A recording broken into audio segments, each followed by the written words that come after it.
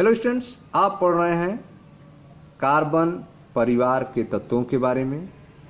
आइए देखते हैं इसके रासायनिक गुणधर्म के बारे में, केमिकल प्रॉपर्टी के बारे में कार्बन परिवार के।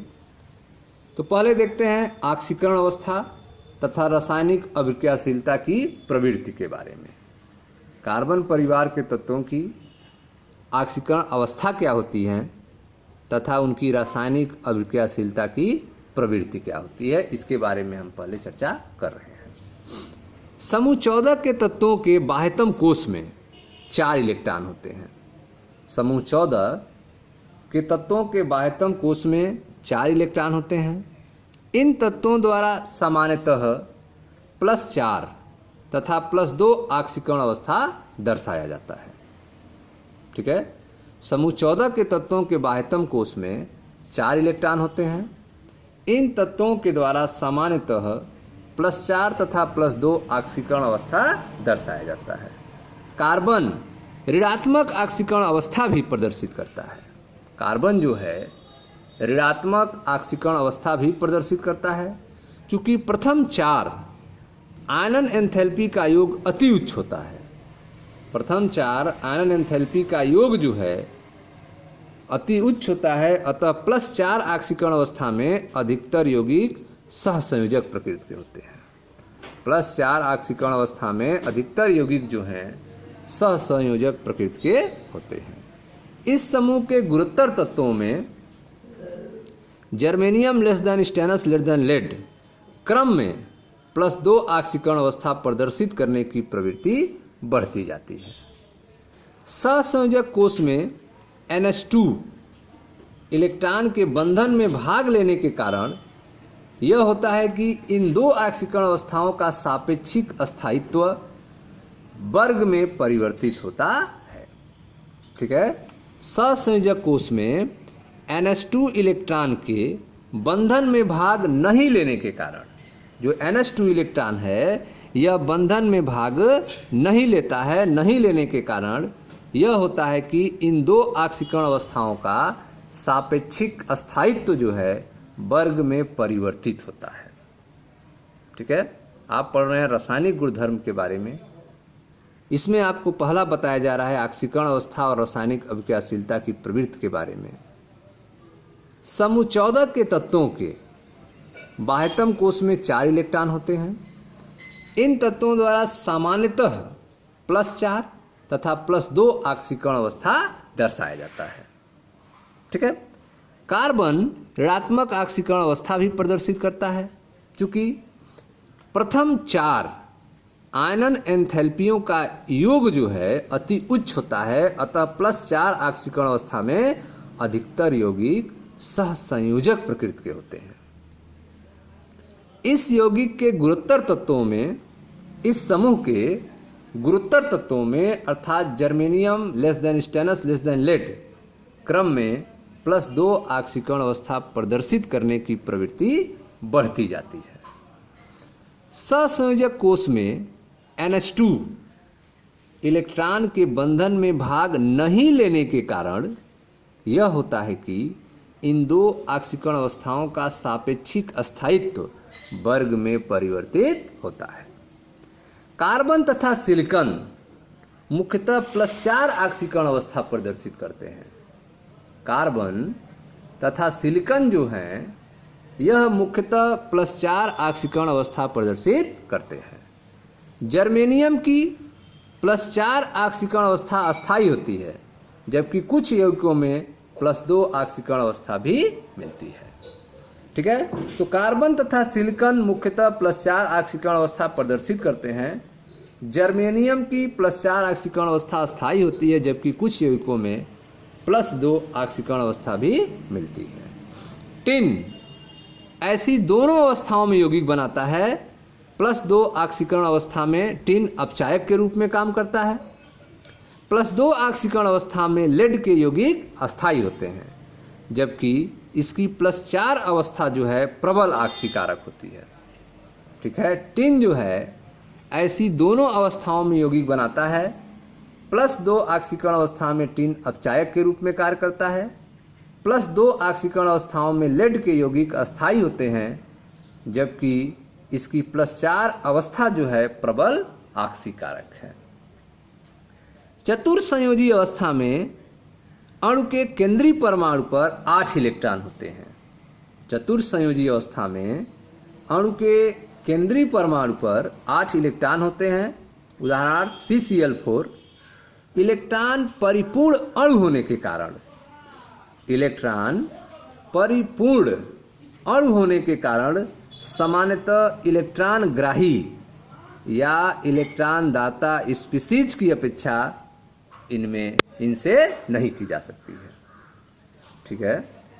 चतुर्संयोजी अवस्था में अणु के केंद्रीय परमाणु में 8 इलेक्ट्रॉन होते हैं, जैसे कि CCl4 में। इलेक्ट्रॉन परिपूर्ण अणु होने के कारण सामान्यतः इलेक्ट्रॉन ग्राही या इलेक्ट्रॉन दाता स्पीशीज की अपेक्षा इनसे नहीं की जा सकती है, क्योंकि इनमें इलेक्ट्रॉन परिपूर्ण है। यद्यपि कार्बन जो है अपनी सहसंयोजकता, कार्बन जो है अपनी सहसंयोजकता +4 का अतिक्रमण नहीं कर सकता है। कार्बन जो है अपनी सहसंयोजकता +4 का अतिक्रमण नहीं कर सकता है, परंतु समूह के अन्य तत्व ऐसा करते हैं। यह उन तत्वों में डी कक्षकों की उपस्थिति के कारण होता है। ठीक है। कार्बन नहीं कर पाता है क्योंकि उसमें डी कक्षक नहीं होते हैं। बाकी तत्वों में डी कक्षक होता है, इसलिए ऐसा होता है। ठीक है। तो कार्बन अपनी सहसंयोजकता +4 का अतिक्रमण नहीं कर सकता है, परंतु समूह के अन्य तत्व ऐसा करते हैं। यह उन तत्वों के डी कक्षकों की उपस्थिति के कारण होता है। यही कारण है कि ऐसे तत्वों के हैलाइड जल अपघटन के उपरांत दाता स्पीशीज से इलेक्ट्रॉन ग्रहण करके संकुल बनाते हैं। ठीक है। ऐसे तत्वों के हैलाइड जो हैं जल अपघटन के उपरांत दाता स्पीशीज से, डोनर स्पीशीज से इलेक्ट्रॉन ग्रहण करके संकुल बनाते हैं। जैसे कुछ स्पीशीज SiF6 2-, GeCl6 2-, SnOH6 2-, ऐसी ही होती हैं, जिनके केंद्रीय परमाणु sp3d2 संकरित होते हैं। ठीक है। इनके केंद्रीय परमाणु जो हैं sp3d2 संकरित होते हैं। अब देखते हैं पहला ऑक्सीजन के प्रति अभिक्रियाशीलता के बारे में। इस समूह के सभी सदस्य जो हैं ऑक्सीजन की उपस्थिति में गर्म किए जाने पर ऑक्साइड बनाते हैं। कार्बन परिवार के सभी सदस्य ऑक्सीजन की उपस्थिति में गर्म किए जाने पर ऑक्साइड बनाते हैं।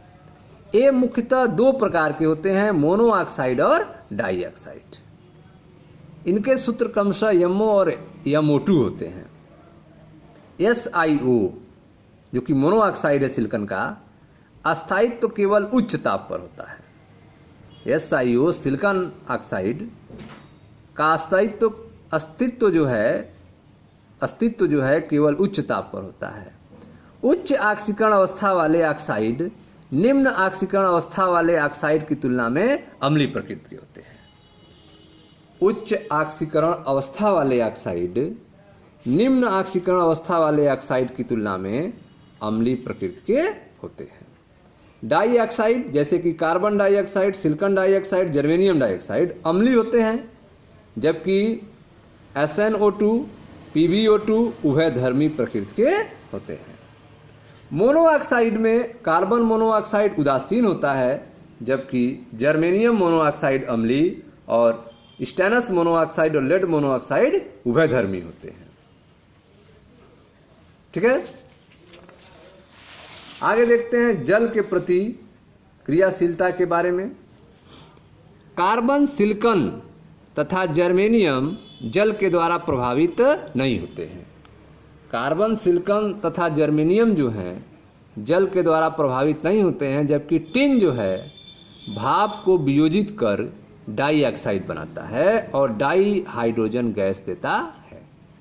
टिन जो है भाप से क्रिया करता है, भाप को वियोजित करता है गर्म करने पर और टिन ऑक्साइड बनाता है, SnO2 बनाता है और डाई हाइड्रोजन गैस देता है।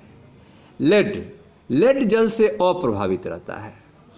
लेड जो है जल से अप्रभावित रहता है। ऐसा शायद ऑक्साइड की रक्षण फिल्म बनने के कारण होता है, प्रोटेक्शन फिल्म बनने के कारण होता है। ठीक है। अगला जो है आपका हैलोजन के प्रति अभिक्रियाशीलता। हैलोजन के प्रति अभिक्रियाशीलता, समूह 14 के तत्व जो हैं MX2 और MX4 प्रकार के हैलाइड बनाते हैं। समूह 14 के तत्व MX2 तथा MX4, जहाँ X fluorine chlorine bromine iodine है, प्रकार के हैलाइड बनाते हैं। कार्बन के अतिरिक्त अन्य सभी सदस्य जो हैं उपयुक्त परिस्थितियों में हैलोजन से क्रिया करके सीधे हैलाइड बनाते हैं। कार्बन के अलावा अन्य सभी सदस्य उपयुक्त परिस्थितियों में हैलोजन से क्रिया करके सीधे हैलाइड बनाते हैं। अधिकांश MX4 सहसंयोजक प्रकृति के होते हैं। अधिकांश MX4 सहसंयोजक प्रकृति के होते हैं। इन हैलाइडों में केंद्रीय परमाणु sp3 संकरित अवस्था में तथा अणु चतुष्फलकी आकृति में होता है। ठीक है। अधिकांश MX4 सहसंयोजक प्रकृति के होते हैं। इन हैलाइडों में केंद्रीय परमाणु sp3 संकरित अवस्था में तथा अणु चतुष्फलकी आकृति में होता है। SnF4 तथा PbF4 इसके अपवाद होते हैं। SnF4 और PbF4 जो हैं अपवाद हैं। ये आयनिक प्रकृति के होते हैं। SnF4 PbF4 अपवाद हैं और ये कैसे होते हैं? आयनिक प्रकृति के होते हैं। बाकी सब सहसंयोजी प्रकृति के होते हैं। PbI4 का अस्तित्व नहीं है। PbI4 का अस्तित्व नहीं है क्योंकि लेड आयोडीन बंध जो प्रारंभ में बनता है इतनी ऊर्जा उत्पन्न नहीं कर पाता कि इससे 6s2 इलेक्ट्रॉन का बी युग्मन हो सके। ठीक है। तथा एक इलेक्ट्रॉन की उच्च कक्षक में उत्तेजन से 4 अयुग्मित इलेक्ट्रॉन प्राप्त हो सके। ठीक है। तो आप देख रहे हैं कि अधिकांश MX4 सहसंयोजक प्रकृति के होते हैं। इन हैलाइडों में केंद्रीय परमाणु sp3 संकरित अवस्था में तथा अणु जो है चतुष्फलकी आकृति में होता है। SnF4 PbF4 अपवाद हैं, ये आयनिक प्रकृति के होते हैं। PbI4 का अस्तित्व नहीं है क्योंकि लेड आयोडीन बंध जो प्रारंभ में बनता है इतनी ऊर्जा उत्पन्न नहीं कर पाता कि इससे 6s2 इलेक्ट्रॉन का बी युग्मन हो सके तथा एक इलेक्ट्रॉन के उच्च कक्षक में उत्तेजन से 4 अयुग्मित इलेक्ट्रॉन प्राप्त हो सके। इस समूह के जर्मेनियम से लेड तक के उच्चतर सदस्य जो हैं MX2 प्रकार के हैलाइड बनाने की भी प्रवृत्ति रखते हैं। ठीक है। इस समूह के जर्मेनियम से लेड तक के उच्चतर सदस्य MX2 प्रकार के हैलाइड बनाने की भी प्रवृत्ति रखते हैं। रासायनिक एवं ऊष्मीय अस्थायित्व के आधार पर GeX2 की तुलना में GeX4 अधिक अस्थायी है। GeX2 की तुलना में GeX4 जो है अधिक अस्थायी है, जबकि PbX4 की तुलना में PbX2 अधिक अस्थायी होता है। PbX4 की तुलना में PbX2 जो है अधिक अस्थायी होता है। CCl4 के अतिरिक्त अन्य सभी टेट्राहैलाइड आसानी से जल अवघटित हो जाते हैं।